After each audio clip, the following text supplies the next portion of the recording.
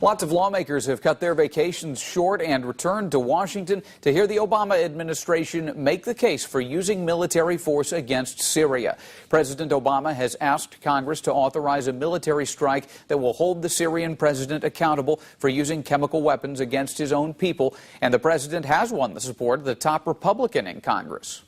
The United States, for our entire history, has stood up for democracy and freedom for people around the world.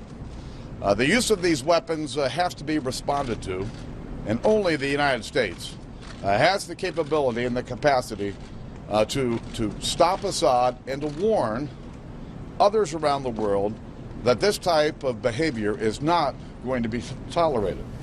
However, polls show most Americans oppose any new military action. The administration is using both these public hearings and closed-door briefings to try to change minds. Military involvement in Syria obviously is a highly debated topic, and while local congressmen are split on President Obama's decision, News Channel 15 wants to know what you think. Gina Glaros joins us in Studio 15 tonight with more. Gina? Mark, I wanted to hear your thoughts on whether the United States should call for limited strikes against Syria. The people I spoke to say they're absolutely against it. I don't think, one, I said there's a justification for going in, or two, that anything good can be accomplished. What I really think the underlying objective of the action would be is regime change, not to punish the Assad regime for using chemical weapons. Sam Jarjor has family in Syria. If it can be proved that Assad used chemical weapons, let him suffer the consequences there, but let the UN investigate it. There's no rush to do this. Nick Sisko says his views have changed since going to war. I don't believe we should invade Syria. I believe we should stay in our own business.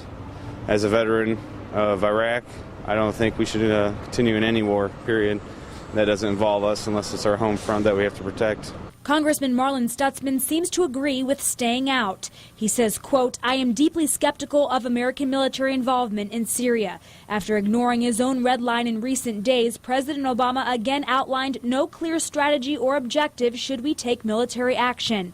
Ohio Congressman Bob Latta says, quote, as we move forward with debate on this issue, I will look to the president to outline the facts to Congress and the American people, as well as his objectives and strategy as it pertains to the region. And Senator Joe Donnelly of the Armed Services Committee says, quote, I support President Obama's decision to seek congressional approval. Like all Hoosiers, I strongly condemn the use of chemical weapons and am carefully reviewing proposed options for ongoing humanitarian assistance and possible military action.